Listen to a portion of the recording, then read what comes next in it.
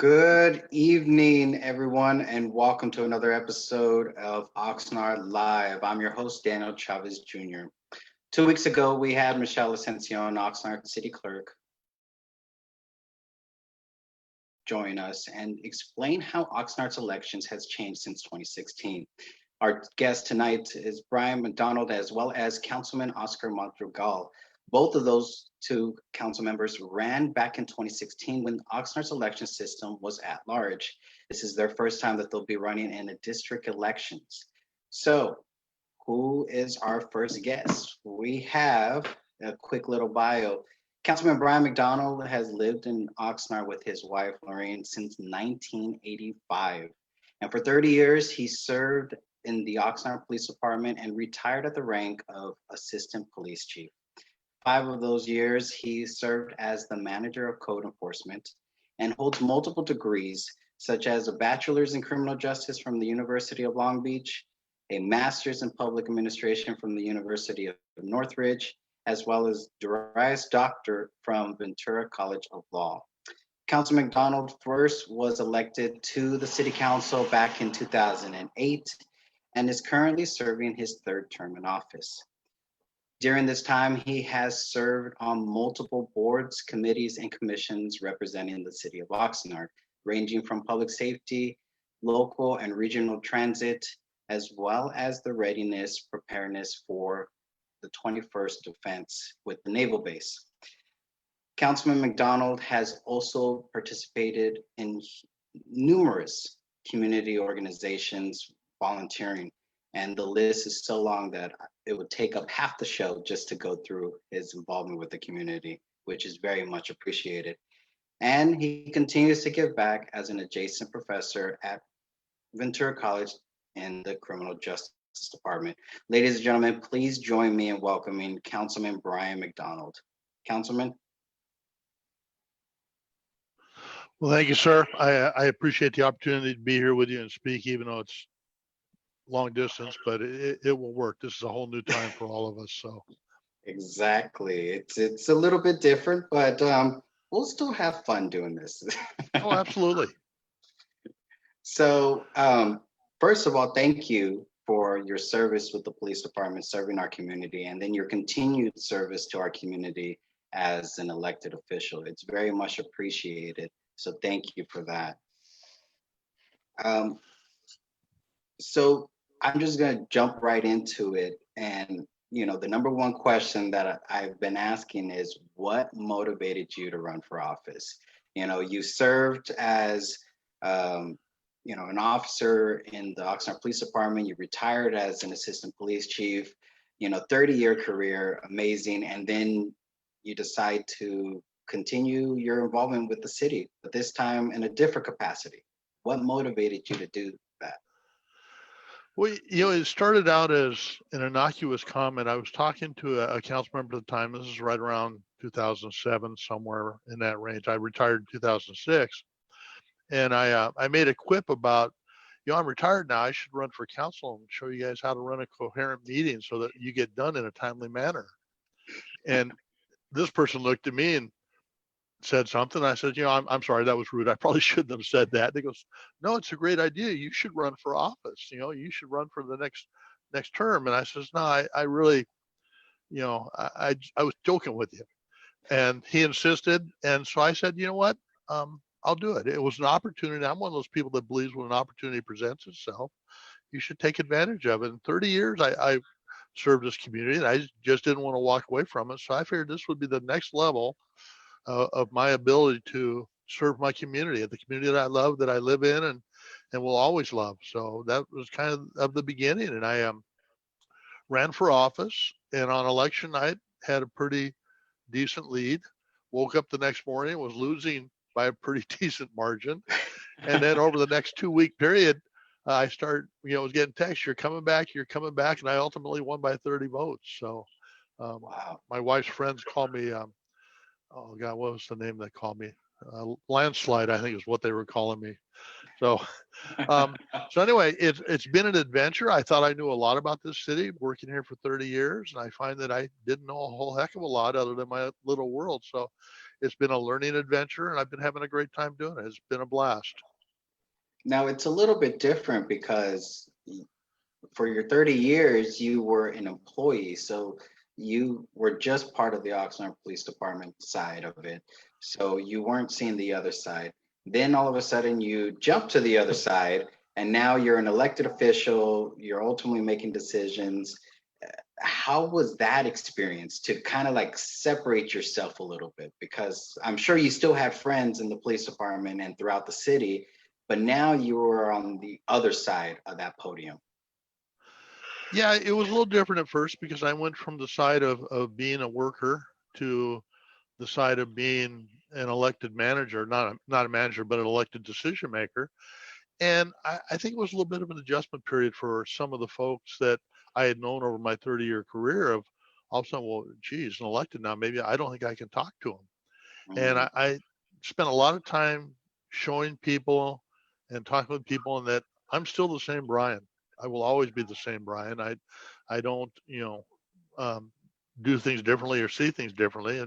But if they weren't comfortable talking with me, I didn't push the issue. I don't want them to be uncomfortable, and I don't want the employees to be uncomfortable, and I don't want it to be like if I walk into a room, everybody scatters because they're scared to death of me, because that would be bothersome to me. So it's a matter of maintaining my, I guess, stability and how I deal with things, and just being the same old Brian that I've always been, and I will continue to do that. Sounds great. So I also want to ask you, and again, this is already your third term that you're currently serving, and you're running to try to do your fourth term. So this question may be a little irrelevant, but ultimately, what prepared you? What makes you the right choice um, to represent the fourth district? Because now it's not an at-large system. When you last ran back in 2016, you're now running in a district election. What makes you the right choice out of the other candidates that are running against you? Well, I think there's a couple of things. One, in that this next election, we're going to have a new mayor. I don't know who that will be. There may be other changes I don't know. And I've been heavily involved in the Halico rehabilitation project down off of Perkins Road. I've been doing that almost my entire 3 terms.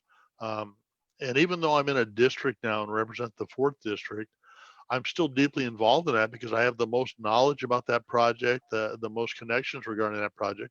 And it's really something that will benefit the entire community, including people that live in the fourth district, to be able to go down and see the wetlands. If we can ever get done discussing this with EPA and Department of Toxic Substance Control, and really, and that was one of the reasons that I decided I may try for one more term. I would love to be able to get that site at least in the process of being cleaned by the time I'm done with this term, this upcoming term. Um, Dealing with federal level organizations is a real tedious subject sometimes, and it just doesn't happen quickly. And I'd love to see this come to fruition and having a plan. We're not going to be able to clean it up in the entire 4 years. It'll take a lot longer, but there's something that I guess that's the goal I'm hoping for, is that we can move forward, remediate that, restore the wetlands, and make it a visitor serving area sometime in the future. Sounds great. So, as you know, moving into this election cycle, what do you believe are your top 3 priorities? And I know there's a number of things that are your priorities for the city, but I want to narrow it down just to the top 3. And I know it's very difficult to only pick 3 and say that these are the most important ones, because there's an array of issues that are important. But what do you believe are your top 3 priorities that you want to address while you're in office? Well, I think the first one is going to be financial stability and having our financial house in order. And you hear a lot of things back and forth about we have money, we don't have money, we don't know if we have money. And if you read our financial reports in the system we're currently in, they're a challenge to read and understand sometimes. I happen to be very familiar with them because I spent 30 years reading them, so I understand them. But I want a financial system that is open for vision or foreseen by our community, but I want it to be in a way that when they look at it, they'll understand what they're looking at. Because right now, when people look at stuff, it may be confusing or maybe misconceptions about what's there. So, get our financial system updated, bring finances back to a stable position. This whole COVID-19 has just thrown a monkey wrench into everything. Property taxes were delayed, income taxes were delayed, sales taxes were delayed, and a lot of that's money that we rely upon as a city to do our day-to-day business. I'm sorry, my alarm system just went off. She heard something. So, so it's a challenge. And I think we're still trying to sort out exactly what financial status we're going to be in when this happens. So that's first and foremost. And then the second thing is we really, really need to have a, hang on just a second. Oh, I know, she's making noise. We need to be prepared to attract new businesses here. And when I say new businesses, I want to bring in stuff that other people don't have. And I had a long discussion with people up at the collection, and I happen to like this place called Fogo de Chao. It's a Brazilian steakhouse. The nearest one was in Beverly Hills, and I told them up there, I said, you need to bring a Fogo de Chao or something similar to Oxnard. Because when you bring that to Oxnard, it will be something no one else around here has. It will draw people to our community that will spend their money here and help support us in terms of finances. That's very important to me. But we need to have a system in place that when they get here, we don't drive them crazy with bureaucracy, get them into the system, get them through the system, and get them up and running as quickly as possible, but still, adhering to all the rules and doing all the things we need to do, going to planning commission or whatever the requirements are to make sure we do it right. But we need to have a system in place that makes that work. And then finally, I know it's popular to say defund the police and all that stuff, but I'm a public safety person. I always have been, I always will be. We need to have a strong, robust public safety. And when I say public safety, I'm talking about police and fire. We're the only beaches in Ventura County, or at least my understanding is, we're the only public beaches in Ventura County that don't have lifeguards on them. And during the summer, when we get a lot of people here, and sadly there's been a couple of unfortunate, accidents on our beaches that perhaps a lifeguard could have made a difference for, or in regards to. And so I'd like to see us look at that again. We've looked at it a couple times, but with budgets and things like that, it just hasn't come to fruition. I'd like to see if we can start a lifeguard program. I also would like to see us bring back community-oriented policing. And I know the police department wants to go that direction again. I think it was Sir Robert Peel that said the police are the community and the community are the police. There's that relationship between the two of them. And we're down about, Oxnard PD has lost, I think, around 15 sworn positions. And I don't know how many non-sworn positions in the last two budget cycles. And albeit they were open positions, but now they're gone. They can't even be filled.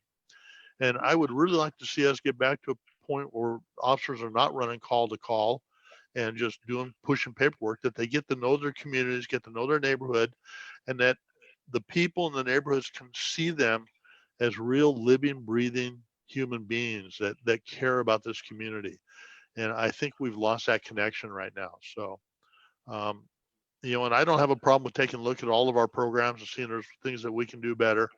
But I really do think community-oriented policing is something that we should try to get back to. We've lost that because of budget constraints. I will say that under the current chief of police, Chief Scott Whitney, who was actually born and raised in Oxnard, he has really been pushing hiring new officers that grew up in Oxnard. So I think that's really great progress. And I know he, as well as the other police officers, they do try to get out to the community as much as possible. But when you don't have the man or the workforce, it makes it a little hard. Like you said, call to call or pushing paperwork, you kind of lose that community connection. So I agree with you on that. But let me ask you, your second priority, you talked about new businesses and getting them through the process. The amount of time that you've been on council, have you seen any improvements of new businesses going through the process? Or what do you believe should be, the makeup of that process? I've seen some, and I've also seen some failures where we didn't have our act together the way we should have to respond to these people coming in. We need to remember, and this is something that I tell everyone, that as government employees, and this isn't a negative against anybody that works for the city of Oxnard, but we get paid the same amount, whether we do 10 widgets or 15 widgets. But a business doesn't get paid until they start making widgets, and they can't make widgets until we approve that. And so the longer it takes them in the process, the longer they're not making money. So I would like to see a process, and I've done this once before with a business on East 3rd Street, Treetop. They lost their lease somewhere else, and we're looking at constructing a building on East 3rd Street by Terminal Freezers in that area. And I suggested to the city at the time, said, let's have a big round table where we bring all of our stakeholders to the same meeting. We bring their stakeholders in with a presentation, and we do the presentation to everyone at one time, and say, if you have any concerns or recommendations or comments, can you get them back to us in 10 days so we can return them back to the applicant? Instead of having to start out with, maybe at the police department or the fire department, going different departments and getting sign-offs. If there's a way we can consolidate that process to do it in a much more cohesive manner where we're all at the same table at the same time, because a lot of times questions that I would ask would prompt questions from someone else's point of view or get answers from someone else's point of view. So I'm really interested in looking at how we do our process now. We've been taking a lot of look at it, and I know the mayor has tried to streamline the permitting process. We've made some headway. We're doing well, but there's still a lot of room for improvement. But it's a matter of how do we better tool ourselves to get folks into the process and out of the process, and and into doing work, because that's where we start reaping the benefits of the tax base, jobs for our local community. I believe that the people who live in my community should be able to work in my community and not have to drive to LA or somewhere else. Because that's it just makes sense. So I completely agree with that. It there was a study that I saw a few years ago that were saying that it was a huge number of Ventura County residents going into LA County, and about 1/3 of that number that was leaving Ventura County for work, 1/3 was coming in from LA County to work. And then you had a small portion going into Santa Barbara County to work. So everybody was going everywhere instead of being here. And when you go out of the county or the city, now you're spending your money over there, benefiting that community rather than your own community, because that's where you're working at. So I completely agree that we need to have those jobs be local and, get many of our residents, largest city in Ventura County, 207,000 plus residents. We should be able to have them stay here and work here as well as live here and play here at the same time. sure. I mean, if you travel a long distance to work, by the time you get home, you're too tired to play or do anything. You just want to crawl into the bed and go to sleep. So I can honestly say that I'm guilty of that. I work for LA Metro, so my commute to work, it's a Chatsworth. Depending on the time of day, it could be anywhere from 50-minute drive to an hour and a half or longer. And that's commuting back and forth. And I drive all day for work and then commute back home. I'm exhausted. I'm not really feeling like doing anything else. sure. But And you still have two young ones that you'd really should be spending time with and would love to spend time with them. But yeah, there's only so many hours in the day. And I always tell the people that work for me, family always has to come first. yes, So I agree with that. So, what do you see as Oxnard's biggest challenges moving forward? I know we have COVID, and that's on the mind for cities all over the place. But besides COVID, what else do you feel is Oxnard's biggest challenges that they need to face? I think it's going to go back to finances. We need to get on a page where we have exactly how much we need to make the city function. And that's the big question right now. Do we have the resources? And COVID has thrown a huge wrench into that. I mean, they're allowing people to defer rent without being evicted. I don't have a problem with that concept, but we need to keep in mind that a lot of people that own rental properties rely on a certain revenue stream coming in so they can make their mortgage payments. So I don't know if we've really covered that base to make sure that they don't lose that property in foreclosure because of a loss of revenue stream. And the sad thing is that people may be able to defer their rent for a while, but if the home or property that they're living in goes into foreclosure, it's going to be lost anyway. So Yeah. we need to make sure we approach this from a holistic viewpoint of covering it from all aspects, and and it's going to take us a while to recover financially. We're not going to see the amount of money that we're used to seeing.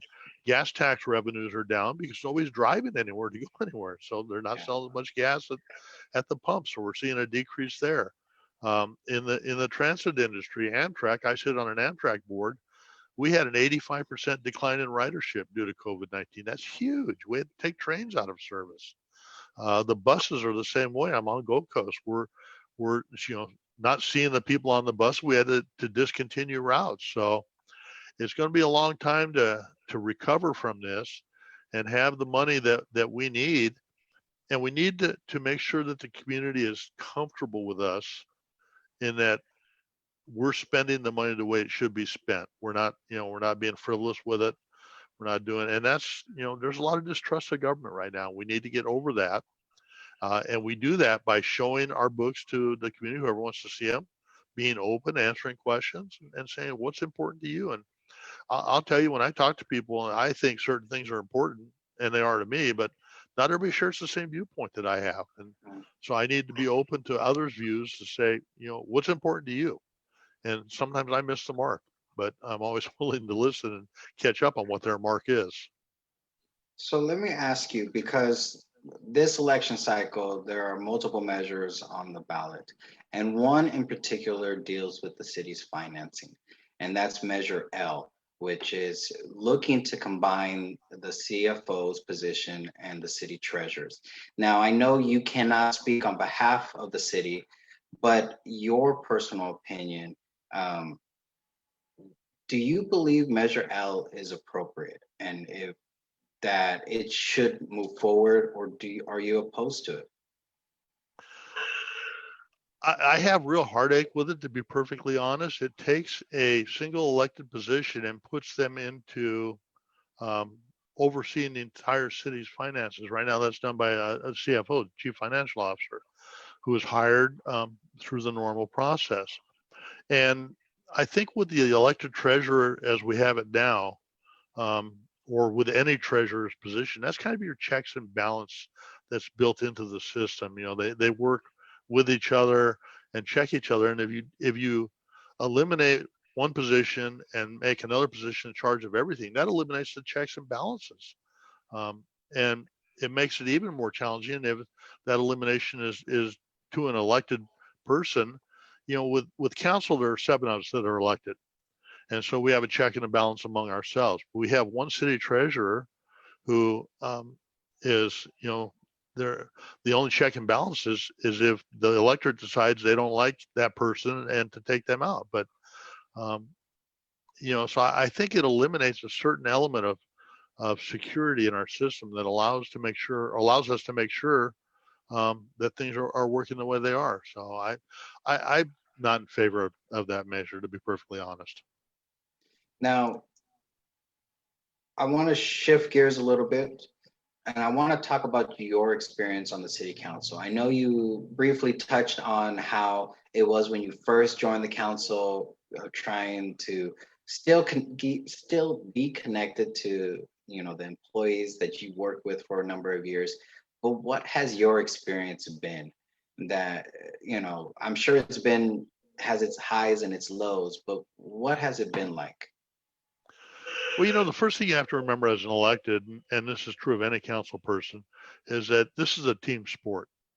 We have to develop cohesive relationships, and we may or may not agree, but you have to respect everyone else's position on particular issues. And there's been times where I've been the lone person out and not agreeing with my peers. And first off, I don't take anything personal. If something doesn't go the way I thought it should go, I don't hold grudges. I don't get mad. I don't have a tantrum. It's just that's the way the system works. But it's a matter of being able to develop a relationship in a team sense with your peers, so that even if you have different viewpoints on items, that you can come together and work as a team for the betterment of this community. And that's why we all get elected, to try and better our community. And that's important to me. So, and I'll be the first one to tell you, I don't have all the answers. I wish I had all the answers. And even some of the answers I do have may not be the correct answers. I don't know. So it's a matter of developing that relationship with my peers, and um, and you just have to move forward the best way you can. Now, you mentioned that this year we are going to have a new mayor. We haven't had a new mayor since 2012, when former mayor Dr. Holden stepped down, and that's when Mayor Tim Flynn stepped in. Um, Out of the three candidates, do you believe, you said it's a team sport and everybody has to pretty much, jive together, but do you believe that the candidates can actually build a very cohesive team on the council? And I'm not singling any candidate out, but I'm just saying, just generally, do you believe that a cohesive council can be created with a new mayor coming in? I'm absolutely certain we can. I know all three of the candidates. I know them personally. There's no doubt in my mind that we as a team can work with any one of those three, whoever becomes elected. That's our obligation. We have to work with them. We can't go sit in the corner and pout because we don't like who got elected, because that does nothing except drag everything down. So it's incumbent upon us, the rest of us as electeds, to work as hard as we can to be that team to make everyone else successful. And we're only successful as a team. We're not successful as individuals. So we absolutely have to. And I think any of them could step into that role. So now, 2016, you ran an at-large campaign. 2020, you're running a district election campaign. How do you propose to build more community involvement? And I'm not saying that council members are not speaking to other members if they're outside their district, because I know personally you guys talk to whoever. It does. You guys are not asking people, oh, which district do you belong to? You talk to whoever has a question or concern, and I appreciate that. But how do you plan on building the community involvement from your district and moving forward?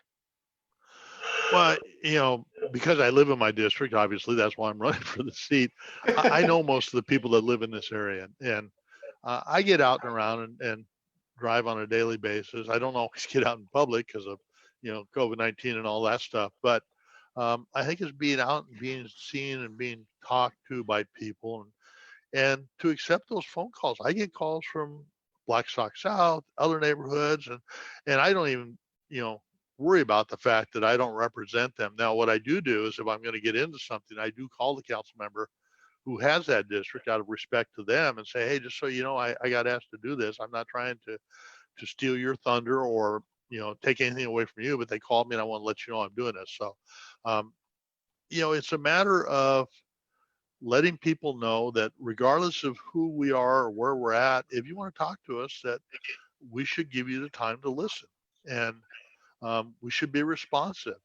And I'm not going to be so petty as to say, well, you're not in my district, you can't vote for me, so I don't care about you, because it's my city, my community, and I have to respect that community as a whole, whether I represent that particular group or not, because that's what makes us all better when we get involved like that. Great. So I do want to ask about your virtual background, because it's actually pretty interesting seeing that. Not very common. So can you tell me what that background is? I can tell you that this is my wife's iPad, because my iPad is a city iPad and I didn't want to use it on political business because that would be improper.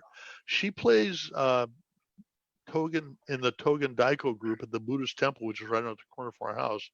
and she plays these drums. I don't know if you've ever gone to the Oban Festival there, but this is a symbol. If you look at it one way, it's got some religious connotation, and if you look at it another way, it's something. I think she said like the merging of earth, wind, and something or whatever. It's she explained it to me, and I can't remember what she said, but it's it's just something that they use in their group as a as a symbol. I'll hunt it up and I'll send it to you and you can share it with your folks later. But there are some, but this comes from her Togek Daiko group, her drumming group. Sounds good. It's a nice logo. It's very nice. I think it's beautiful. I like it. That's why she offered to take it off. I said, no, leave it there. I'm gonna use it. So no, it actually makes me look halfway decent. I can honestly say that a lot of us are feeling that way right now with COVID, of how we look as an appearance. I know I have built more gray hairs going through these past few months because the amount of stress in my job and home life and everything. So maybe I should do a virtual background next time. Well, you're blessed to have hair. I've been follically challenged for many a year now. So I just want to go ahead and look to and remind our viewers that this is your opportunity to go ahead and ask Councilman Bryan MacDonald any questions that you may have leading into the November election. I ask that viewers please be respectful with your comments as well as your questions, and that the questions be relevant to the actual position that he's running for, and that is for District 4 City Council. I am not limiting people from only District 4. I'm just want to make sure that we keep it relevant to the council position. I do see that there is one comment from Harbor Commissioner Selena, just saying hello. So hello, Selena, to you. So if something comes up, Brian, I'll go ahead and ask the questions, but at this time, I'll just go ahead and pass it on to you.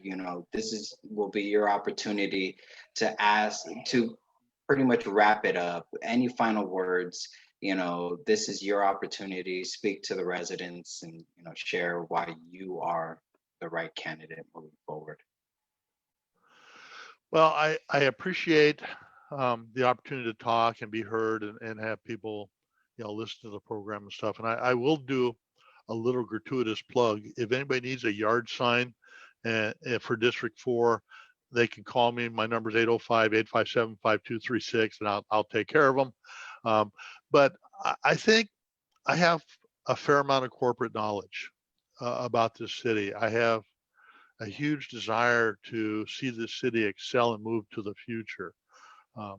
Oxnard is the only full service city in the community. We run our own refuse, our own utilities, and everything else, with the exception of electricity. And we take pride in being a full service community, and I'd like to see that continue. I think it's important to have pride in your community. And I was born and raised in Santa Barbara, and I came down here in high school to run a track meet at Oxnard High School. And it was a long time ago. It was probably well before you were born. But I remember coming down here and having never been to Oxnard before. And I'm thinking, this place is so far off the beaten track. It's incredible. And I found myself living here later after growing up in Santa Barbara. I love this community. I love it here better than I did in Santa Barbara. I didn't realize how gorgeous this place is. And I'm absolutely ecstatic here. And when I retired, I told my wife, I says, I'm retired now. I haven't got anything on the agenda for, the future. What do you think? Do you want to move somewhere? Or, we could go live anywhere we want. She goes, we already live here. Why leave this place? It's gorgeous here. And she's originally from New York by way of Los Angeles, and she loves it here also. I mean, we just have so many friends and acquaintances here that we just want to stay here. We love the community. So I really want to see Oxnard move forward. And I think I have the ability to help do that. And like the big project on my radar screen right now is Halico, to start moving forward with getting all that heap out of there and get into a point where we can eventually restore that to natural wetlands the way it used to be, back in the 40s and 50s. It's kind of interesting when you look at communities like this in the 40s and 50s, nobody wanted to live on the beach.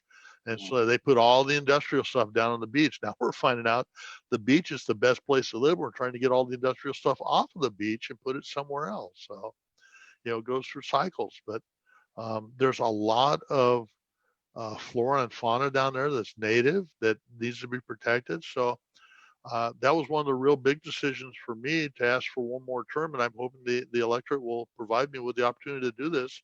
I think we're very close to a solution with that slag heap, a viable solution, which is kind of different, but we're moving forward, and we're seeing interest from some major corporations now that are talking about potentially locating here.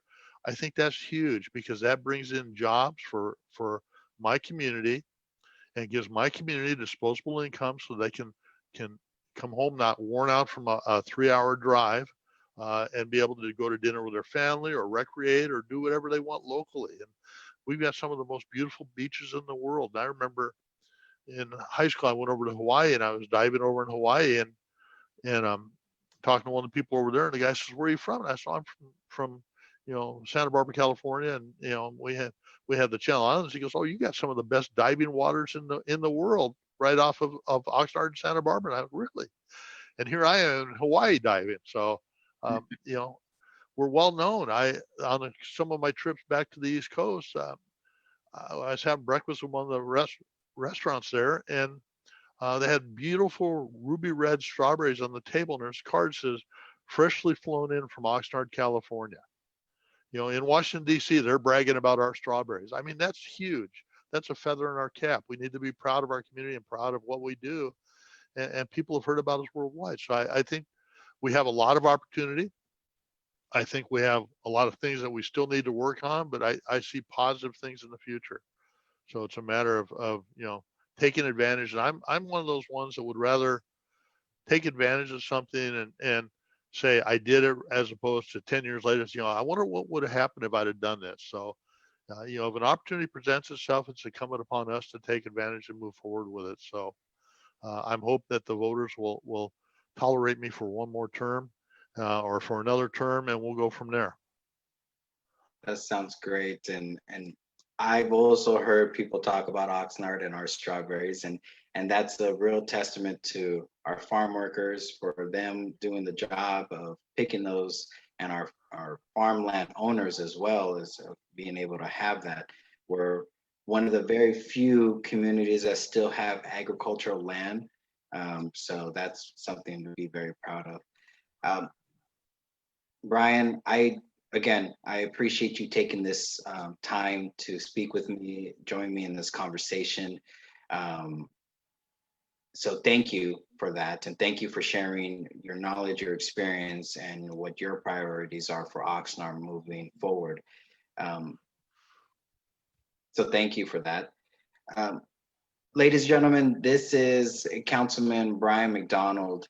And if you want to learn more about him, you can visit his website, mcdonald4council.com, or you can visit his Facebook page, facebook.com/McDonald4Council. Please be sure, if you want a lawn sign, to call him and he'll give you that number again. And you can get a lawn sign and show your support for him moving into the November election. I would also like to remind residents that if you have not yet registered, please be sure to reach out to your local city clerk or visit the county, or even do it simply by visiting online at register.ca.gov of the state's website, and it will take you nothing more than about 2 minutes to actually register to vote. So Councilman, can you give that number one more time for residents that are interested in getting a lawn sign for their lawn? Sure, it's 805-857-5236. And I would also add in, register to vote. And also, if you've not done the census, do the census, please, because that gets us federal funding based on the number of people that we have completing the census here in Oxnard. It's extremely important to our future. and our fiscal stability. So please do the census. And, I can't emphasize that enough. Daniel, thank you so much for the invitation and allowing me to speak and be here. I wish you'd have warned me you were going to suit up. I would have gotten a little higher dressed up, but I'm just kind of a casual average person. So I am what I am. Well, if you recall, we've had this conversation about me always dressing up in a suit and tie, and you always come very casual, and it could be Friday in the park, and I'll still come in a suit and tie. Am I weird? Probably, but I wouldn't say that at all, and I respect you for dressing up. And you always have impeccable taste. I mean, you match very well. So, in fact, you look like you're blushing a little bit. You're kind of matching the color of your tie right now. So, it's starting to get a little hot. My head's maybe a little bit. But Brian, thank you again for joining me, and thank you for all the information. Ladies and gentlemen, again, if you want to learn more about Councilman MacDonald, please visit his website at MacDonald4council.com, or visit his website, facebook.com/MacDonald for Council. Brian, as always, it's a pleasure to speak with you. Tell your wife hello, and your dogs hello as well. And thank you again for joining me. thank you so much. And I don't care whether people live in my district or not. If there's anything I can do to assist them, I'm always there for them. I'm, still a councilman for the city, although I just live in District 4. Daniel, thank you very much for the invitation. I appreciate it. I respect you and the work you're doing, and thank you so much. Thank you. Have a good night, Brian. Thanks.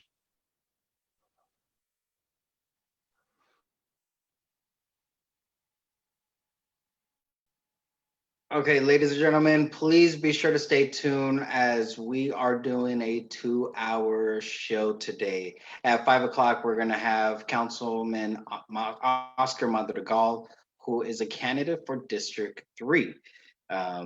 We'll be talking to him about his experience on the city council, his plans moving forward, and what makes him the best candidate to represent District 3. So please do not go anywhere. The feed will continue to go live, and we will see you guys soon in about 15 minutes.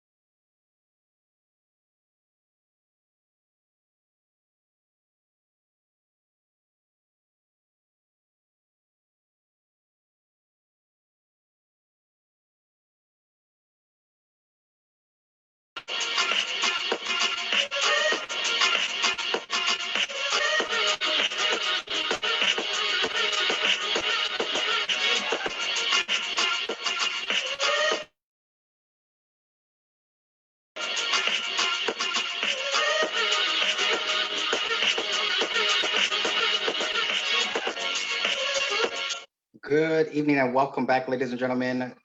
We just had Councilman Bryan MacDonald, the candidate for District 4, on with us, and he talked about his experience on the Oxnard City Council, as well as his plans for moving the city forward, addressing issues such as our financial state, as well as bringing new businesses and making it easier for them while still following the guidelines, as well as addressing public safety. Our second guest that we're going to have is Councilman Oscar Madrigal, who is a candidate from District 3. A little bit about Councilman Madrigal, that he was born and raised in the city of Oxnard, residing in La Colonia neighborhood, and he is a product of the Oxnard school system. He has a bachelor's degree in history and a master's degree in public policy and administration from the California University of California Lutheran University. Sorry about that. He's also a high school teacher and has served on multiple committees in the city of Oxnard representing us.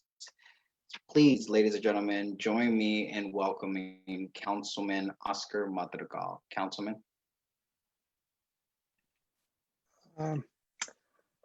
Hello, everyone. Thank you, Daniel, for the invitation to be here this afternoon, early evening. Thank you for being here and taking and having the time to do this. It's always great to enter into these dialogue conversations, and it allows the opportunity for the community to know who exactly Oscar Madrigal is. So thank you for joining us.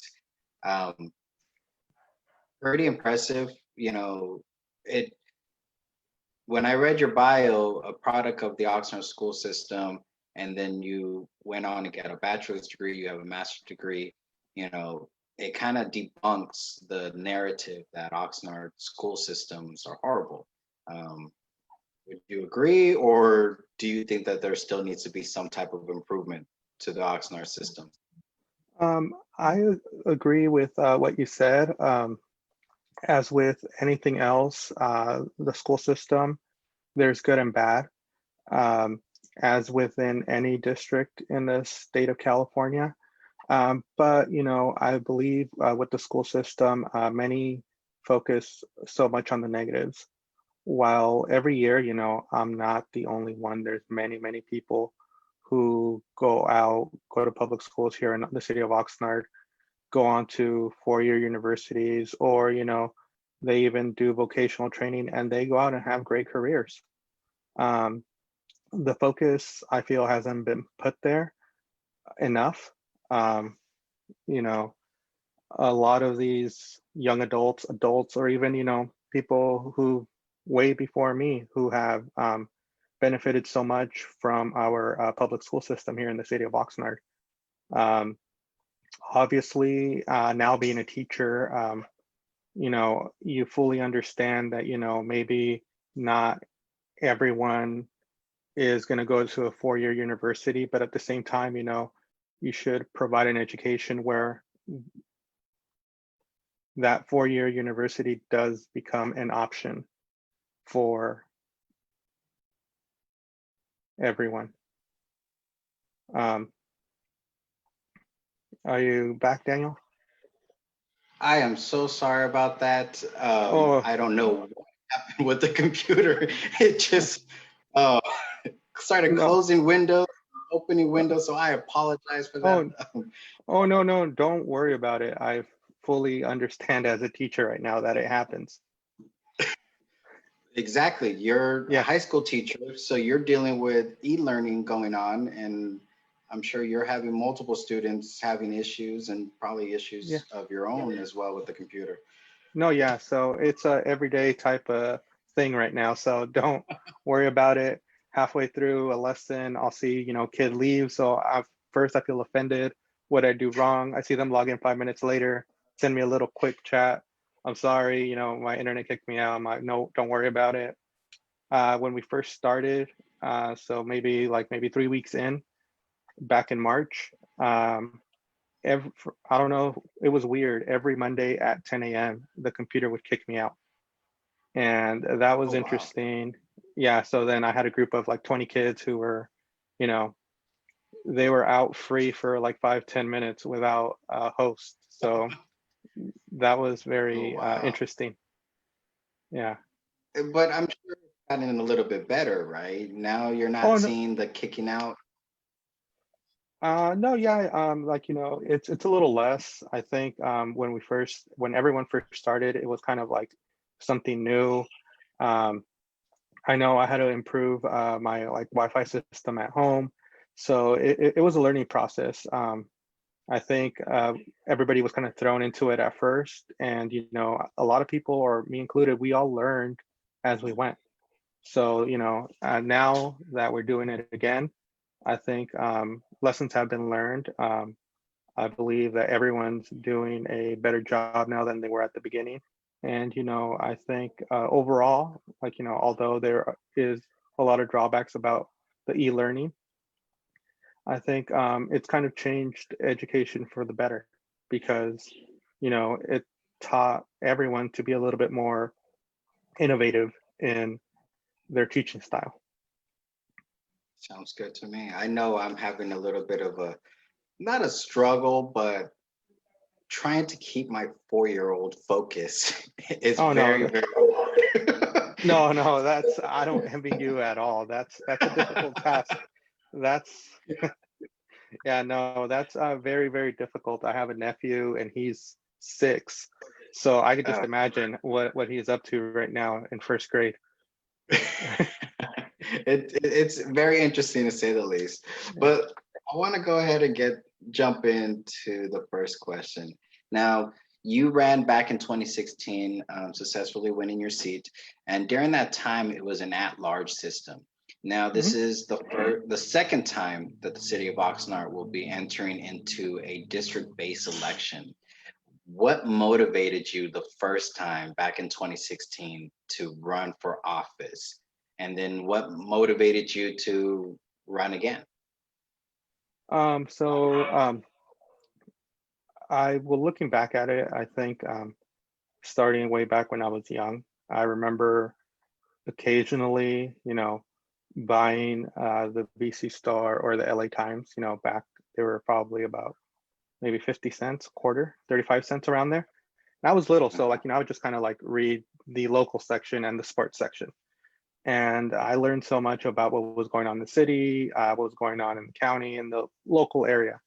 So, the older I got, went to school, I told myself that one day I would run. Um, Probably looking back then, I probably thought I would run probably when I was older. Mhm. Then the last big recession we had in the 2007, 2008 era around there. I had just finished my bachelor's degree, and it was very difficult to find a job.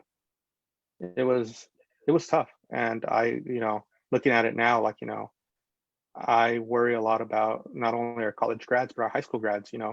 The work um, finding a job is going to be difficult. It's going to change. The work field is going to change over the next couple of years, I guess, as with any recession. But back to your question, so I went to grad school, and then had a couple professors here and there who have served in at local offices here in the county. Um, I even had the former CEO of the county, Mr. Jimmy Johnston, as a professor, and that kind of wow, like it kind of opened my eyes, and made me get like maybe I can run for office, and that kind of always tempted me to possibly do it. And then back in 2012, out of the blue, like I just decided to do it. I told myself in 2011 I was going to do it, and I did in 2012. I wasn't successful, but I learned so much from that experience. Looking back at it, I I quite honestly I ran a horrible, horrible, horrible, horrible campaign. Um, but I did exceptionally well for the product I had. Um, so that that kind of tempted me. Reality hit with the special election 2013 as the results were, and I'll be nice to myself, I'll say the results were atrocious. Um, and so that was kind of like, okay, maybe I'm done. 2014 came along, and got a little bit more involved, started knowing more of the people. and decided to do it again. And, didn't win, but I kind of, now coming a little bit full circle to your question, I kind of realized that, so-called no-name candidate would probably only do well during presidential elections when the majority of the residents would be able to vote. The off-year elections, 14, 18, would be a lot more difficult in a, at large seat for any, for anyone to end up winning an election. Besides, those elections are kind of for the bigger names. It's easier for them to win those type of elections. So 2016, I thought I was done after 2014. 2016, I was, yes, no, yes, no. And last minute, I just decided to run because I felt that, from what I learned in 2012, that I could possibly win. For me, and it ended up working out. And, um, it's been a great experience. I've learned so much on the job. But more importantly, now going to districts, it is actually many argued that, if we went to districts, you'd get more of a diverse group up on the council seat, which is true to a certain extent. But with the at-large elections, you pick two, now if we had, 7 council members as we do now, you would be picking 3 council members during this election. And, you may not be someone's first choice or second choice, but you could possibly be someone's third choice. And, someone could have, if we had a regular general election this year, someone could have sneaked in and possibly won a seat that probably would not win a seat during the district elections. So I don't know, I probably just had the motivation of doing it as a kid, being informed at a young age which was kind of weird, but that kind of motivated me. And now looking back at it, learning so much, not only from being on council, but being a candidate for multiple times, you kind of learn things along the way. Mhm. Completely agree with you. I know we actually ran together back in 2016. Mhm. That was my first time at it, and I'm telling you, it was making it up as it go. I had no idea what I was doing, what I was supposed to be doing. I Mhm. was just going in different directions. So I completely agree Oh, with you that, your first time, you never know what you're getting into until you're actually in it. right. So yeah, that's very interesting. Um, so now that you're on the council, now you're running for in the district, share with us which neighborhoods are part of your district, because you Okay. represent District 3. Right. So I District 3 is the Rio Lindo neighborhood, West Village neighborhood, East Village neighborhood, Rose Park, and La Colonia. So I have the fewest neighborhoods out of all the council members, but I do have some of the largest neighborhoods in the city of Oxnard. So, I have those 5 neighborhoods, and then I have all the industrial area along Rice and Del Norte. Yeah, well, La Colonia is one of those neighborhoods that are very dense, Yes. very, very dense.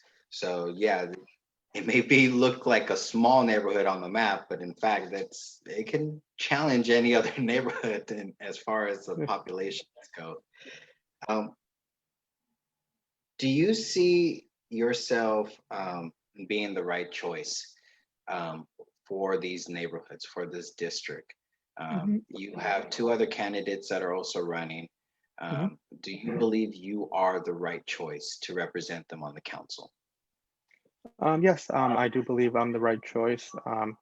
That is probably the essential question one asks themselves before they even decide to run. You know, one asks themselves, "Are you the right choice?" If you say no, then probably you're not. Um, you're not only are you wasting the people's time or the residents' time, but you're wasting your own time. I feel that you need to know that, not only are you doing it because you want to do it, but you're doing it because you are going to be a representation of the city. Okay, so I feel it goes beyond yourself being the right choice. I grew up here. I used to work here at the high school in my district, at Pacifica High School. I, for the 7 years that I worked there, I got to know a lot of the residents in the neighborhoods, things that probably wouldn't have done if I didn't work in this particular area. I got to know my neighbors more by being a teacher here, and by being a council member. You learn the neighborhoods. You learn issues that you may not know. Like as me as the council member, for as involved as I may be, I may not necessarily know every particular issue that Bartolo Square North is having. I'm involved somewhat in that neighborhood because everything I find out from that neighborhood, my grandma tells me since she lives there. But it's not that I'm not there 24/7. I don't understand maybe I do understand, but I don't know every little thing that every Tuesday someone leaves trash in the alley. Okay. Living here, going towards district elections, you find out like those type of little things. That as with any neighborhood in the city, parking is an issue in the neighborhoods here in District 3. You find out that for example, La Colonia, there is a huge issue with the alleys and them being littered with mattresses. No one really knows, but it is mentioned during council. But Rose Park has a wonderful neighborhood watch program that's been running for years. A lot of people outside of this area aren't aware of that.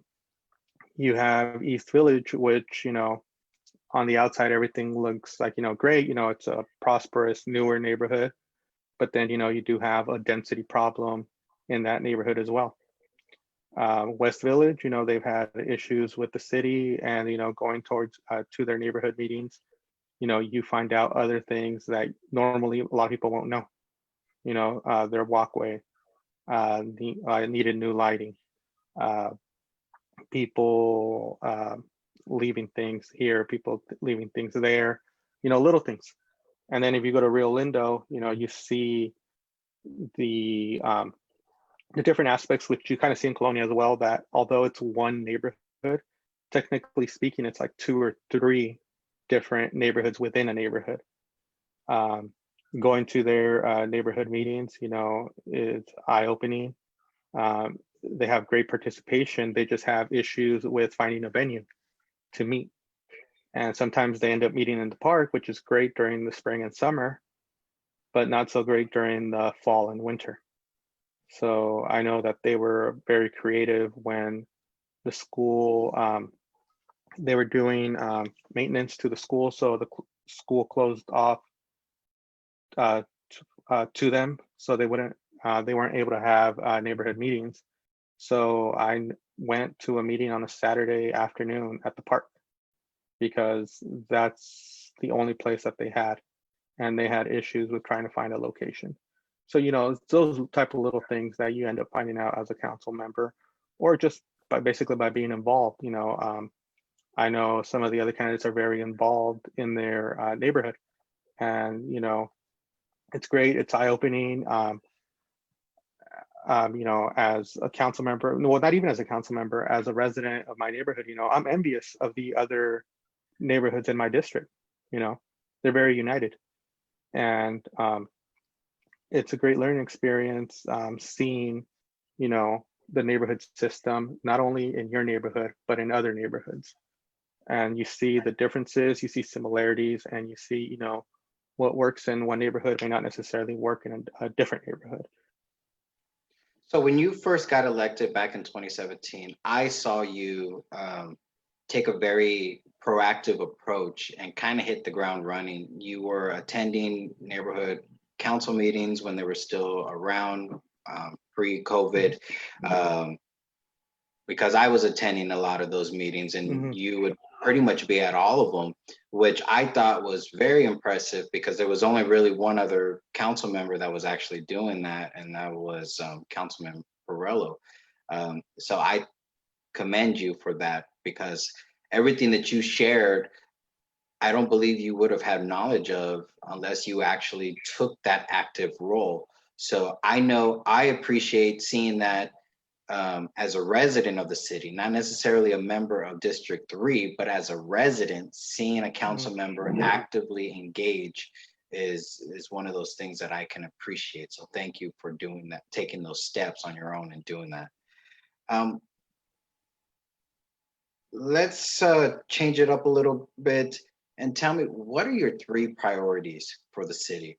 I know there's a lot of issues and you can, you know, we could be here all night debating on the priorities, but try to narrow it down to 3 big ones that you believe that need to be focused on. Okay, well, first, I think without anything else, if we focused on one and changed that particular one, we not only would be in a better spot, but we would be in a spot for the future, and that's the city's financial stability. The city, it's no secret, has struggled for years, some even argue decades, but that financial stability in the city will go a long way. You know, if we're not financially stable, it doesn't matter how much, we may have at that particular time, the ratings aren't doing well. We're always going to be, chasing, we're always going to be running. We'll never have an opportunity to be proactive. We will always be reactive to everything. And, pre-COVID, I felt that, we were moving in a, very positive direction. It's going to take some time, but, you do begin to see light at the end of the tunnel. Now, due to COVID, it's a big mystery. What is the economy going to look like post-COVID? That's going to be the big question. Where do we go from here? And that's going to be difficult for all cities, but specifically for cities who have struggled financially. For example, us, the city of Oxnard. So once everyone's happy, good to go. We're opening back up. We're going to do this. We're going to do that. But now what's going to happen with the city? So I think financial stability should be every person who's running their number one priority. Number 2, we have issues with homeless, but specifically I want to focus on the housing aspect. Housing and homelessness is crucial for not only us right now, but the future of the city of Oxnard. The difficult part is, you see it, we all start seeing it, especially, at our age, are we going to be able to purchase a home? Or even, if you say, okay, I'm fine, I could, maintain renting here. Are my, son, daughter, future generations going to be able to live in the city of Oxnard? That's going to be that really is a difficult question. And then you start seeing, we do have a homeless issue on top of that. So, we have a low vacancy rate. And, again, back to COVID, there's fear that, we're going to have a huge eviction issue once all the,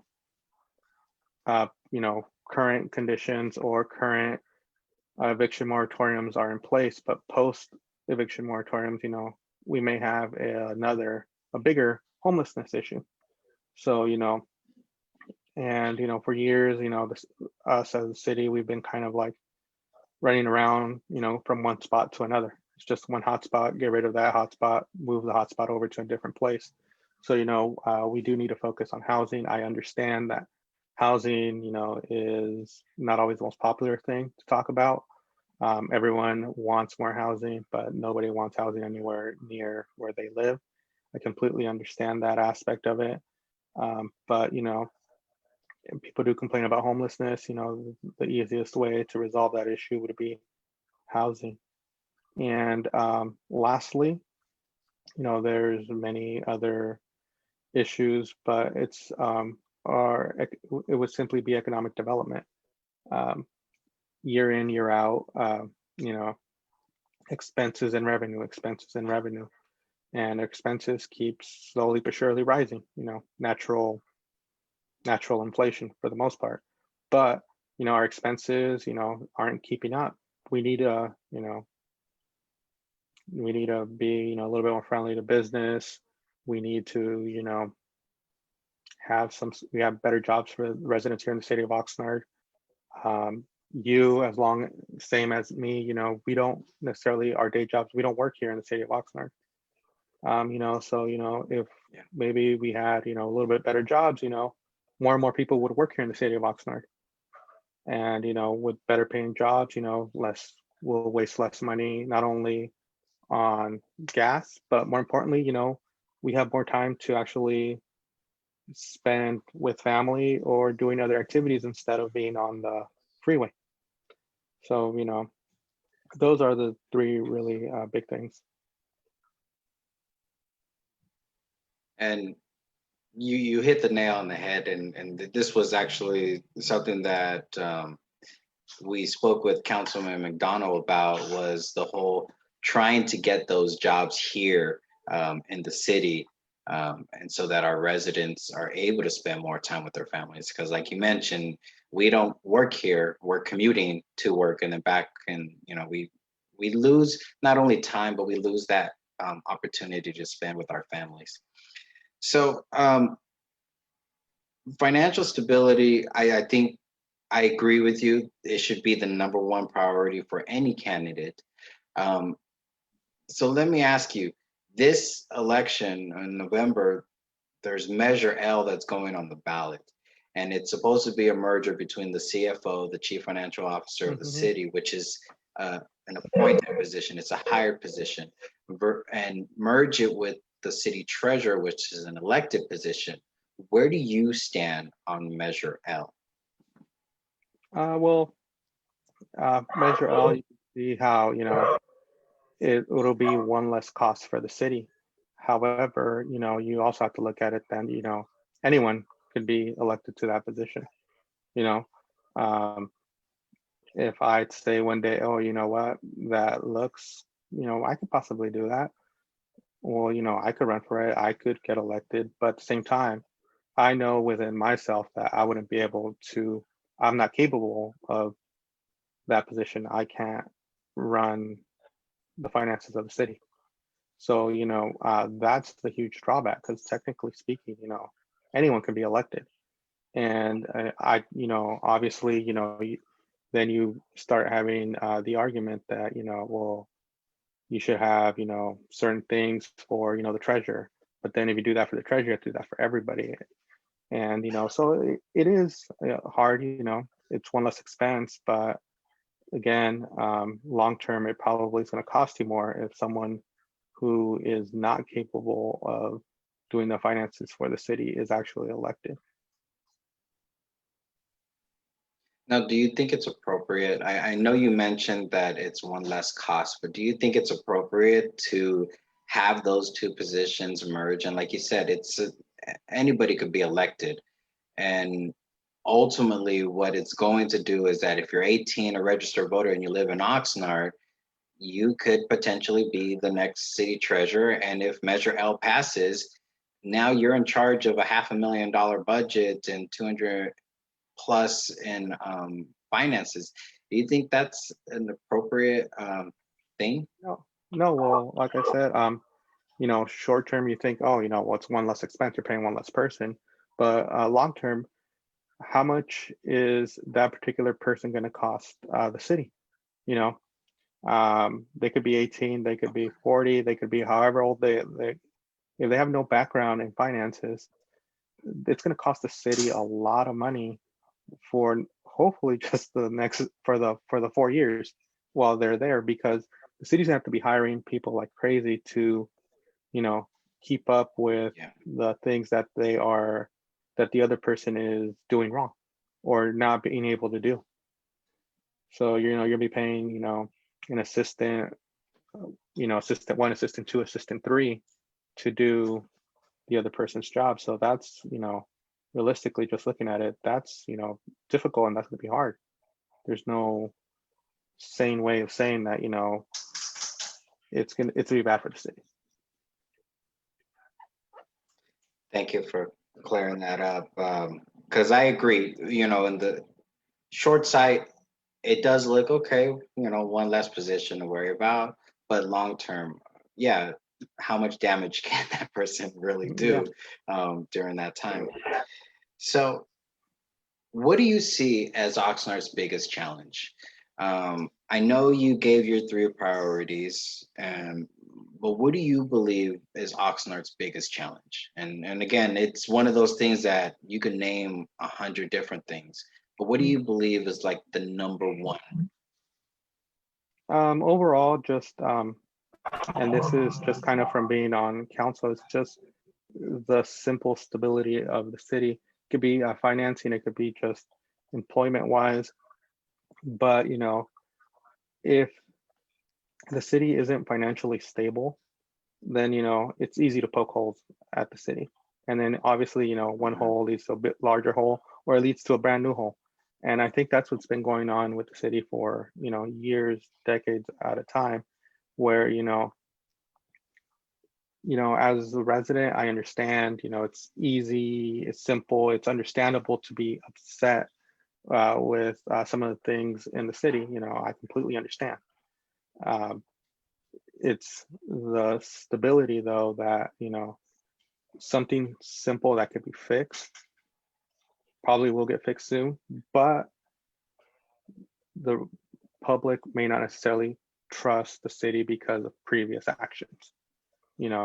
Oh, the city did this, or this happened in 1997.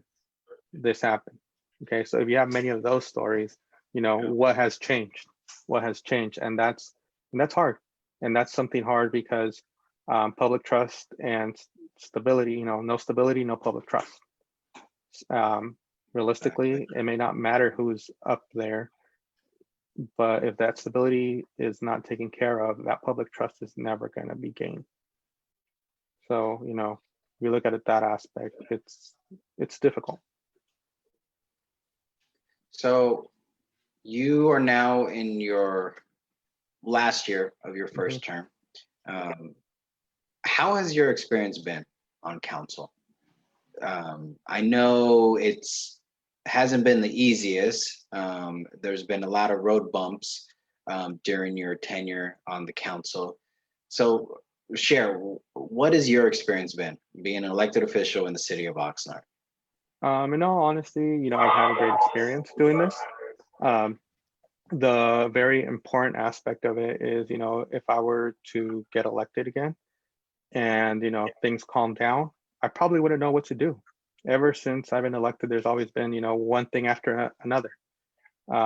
When I started, I was new, so everything was going at 100 miles an hour. Then the recall happened, and then, we had a fire in Ventura. Then we had the borderline shooting. Then we had a fire on the East County, LA County area. So, it's one thing right after the other. We went to districts. We had hired a new city manager. We went to, the city's finances are very unstable. So, it's been an interesting ride. It's been a great learning experience in general. You learn so much. You're so busy, special meeting after special meeting. I remember that when I first got elected. And excuse me, sorry. After that, then, you begin to, you're super busy, but, the experience has been great. You learn so much. You learn about things that you probably didn't even think that you were gonna learn about, like, before, back, if you asked me in 2016, if you win, you're gonna have recall, you're gonna have fires, you're gonna have a pandemic happen while you're in office, then, how many people would have still ran for office back in 2016? So it's Yeah. been it's been a great experience. It's been a learning experience. Um, I know that I was in the middle of something way back at the beginning of March, and then like COVID hit like that, and then everything like shut down. So it's looking back at it, things were so much different in when I first started. Would I take any of it back? Probably no. Like everything I think happens for a reason, and I learned from every single experience from being on council.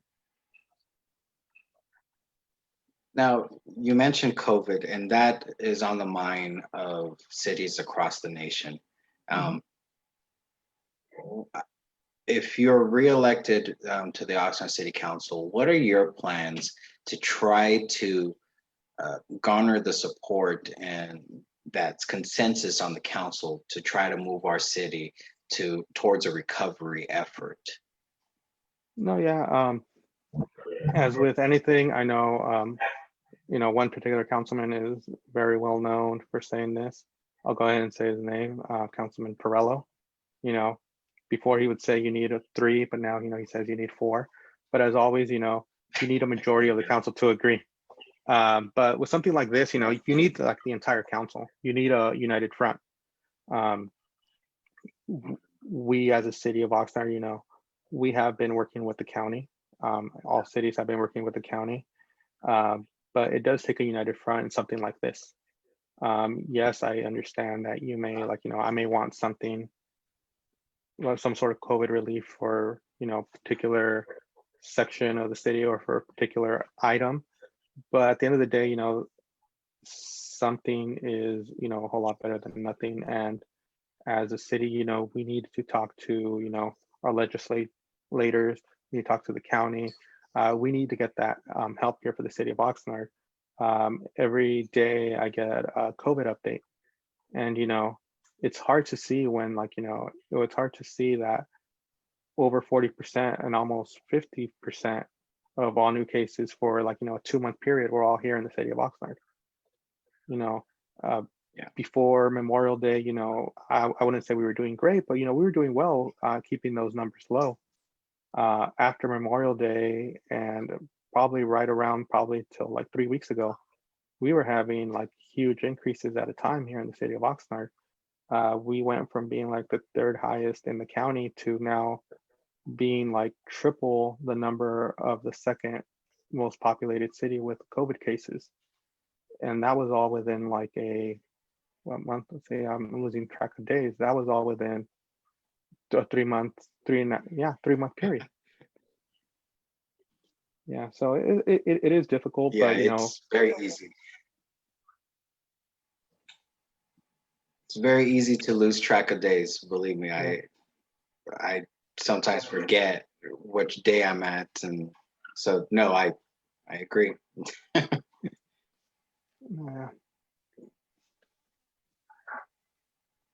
So okay, so the council needs to show a united front in addressing COVID recovery, and I agree with that. I think it's very important for the council to take those steps to show that united front, um, because you know, there was pros and cons to district elections, and everybody felt that, oh well, if it's district elections, the other council members aren't going to listen to me. But I know personally that you guys actually listen to anybody, regardless of what part of the city that they live in. You listen to their concerns and you try to help out where possible. And Councilman MacDonald shared that he actually reaches out to the respective council member and just lets them know as a heads up, like, hey, this is what's going on. So I commend you guys for taking those efforts. But it's also that process that a united front needs to be met, and the state legislatures, they need to step in as well and be able to assist in the recovery efforts, including the federal government. The federal government, you want to think that they don't have any control or any say, but they play a role just like the state does and the recovery and the stability of cities and, you know, residents in general. You know, if you have an increase, like you mentioned, there could potentially be an increase of homelessness if there's no efforts to try to address the housing, you know, and, you know, the recovery efforts. Um, so I mentioned that you, after being elected, that you got really proactive, attending neighborhood council meetings.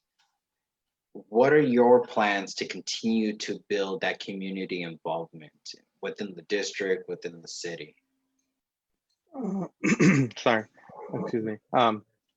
With now, like, you know, I would have, you know, if you asked me this question 8, 9 months ago, you know, I probably would have given a different answer. But now, actually, hold up. Am I glitching or you're glitching? It might be me. Okay, well, You're coming in clear on my side. oh, okay, then I'll just continue. I just thought that I was glitching. Okay. No, like I was said, if you asked me 8, 9 months ago, I would say that, you know, just simply by going to neighborhood meetings. I know right now because of COVID, you know, it's going to be difficult to have that interaction with people. So, you know, some people are going to find this hard of trying to get the community involved. However, you know, you have to look sometimes at, you know, the new possibilities. You know, how can we get, you know, how can we build community in a new way? You know, um, 8, 9 months ago, you know, Zoom wasn't necessarily a big thing. You know, some people used it for work, but it wasn't, you know, as big as it is now. So many people have started interacting through Zoom. Can we do that for neighborhood meetings? I know some neighborhoods are doing that already. Um, we have to find new creative ways to help build that community in the city of Oxnard. By building community, I am not saying that, you know, we all have to agree on every particular issue. It is okay to disagree because that actually helps build community. I've been to neighborhood meetings and, you know, residents don't agree with a particular decision, and that's fine. Like, you know, I completely agree. I respect them more for it, for them simply just telling me there. And it's great, you know, you learn. Um, at the end of the day, you know, as human beings, we love interaction. We love the camaraderie. We love, you know, hanging out with other people. We love building community. It's something that could be grown here in the city of Oxnard, and it's sometimes, you know, you have to get out of your own little bubble. You know, council member, not council member. You know, you need to unite different groups. You know, everybody's big on community. You know, there's a school community. There's, you know, sports community within the city of Oxnard. There's a, you know, a dance community. There's, like, you know, well, obviously the government community, the local government community. There's different particular groups, and it's just the part of getting those groups together. Because, you know, some people, you know, some people argue, oh, well, you know, they don't care because they don't go to the neighborhood meetings. Simple fact is they probably have their kids who are doing, you know, little league softball and cheer, you know, so parents are running around trying to get the kids to the right place, and they're actually they're a part of like 3 different communities right there on their own, you know. So, you know, it's trying to get all those groups together to have some sort of agreement or have some sort of talk so they could build that community. Because then it just becomes, oh, you know, well, they did this, but the other group that did it had no idea that, you know, there's another community where you need to talk to or you need to interact. So, you know, it's, you know, reaching out to, you know, reaching out as not only the council member, but as a resident that, you know, although, you know, that soccer league has nothing to do with, you know, the city of Oxnard, but they are in my neighborhood. So, you know, it's great that we start building some sort of community, you know, get to know one another and letting them know that, you know, oh, by the way, you know, this bothers me since I live here, as opposed to, you know, you're over there arguing with them over something small and you have no idea, you never had an opportunity to know who that person is. So, you know, and that's an issue that we have as a community where it's like, you know, you have a bunch of separate communities, but there is no interaction from an outside organization or group. Great. So at this time, we'll go ahead and wrap it up. Is there any final words or comments that you want to share with the public, as well as any social media that they can look at, websites? This is your opportunity. Okay, no, yeah, I'll just keep it short and to the point. I know anyone who's watching, please go out and vote in November. Even if you're not a part of District 3, just go out and vote. You'll get your mail ballot probably sometime the week of October 5th. If you prefer to vote in person, just know that there are less voting booths this year. They're limited. I believe there's only about like 9 or 10 in the city of Oxnard altogether. But just know that you'll be able to vote for a few days. I believe voting will start on Saturday and end on Tuesday. So you'll be able to go to those voting booths and be able to vote early if you so desire to. So just kind of know that, you know, it's going to be different this time around because of COVID. So it's going to be a very interesting election. I do wonder what the turnout's going to be, but, you know, we'll leave that. We'll see how that goes during that particular week. But as always, you know, please go out and vote. And, you know, if you have any more, if you'd like to know more information about me or anything else, I do have a Facebook page. It's Elect Oscar Madrigal. And other websites, my website's under construction, so I won't, you know, promote it here because it's just going to be, it's not ready. So, you know, we'll leave it at that. Sounds great. Thank you, Oscar, for taking this opportunity to join me in this conversation and to share your experience, your priorities, and your vision on how to move Oxnard forward towards a recovery after COVID. So thank you for taking this time. No, thank you for doing this. It's actually, it takes a lot of effort to do something like this. And you're doing this for the betterment of the city. So thank you for the opportunity. Thank you.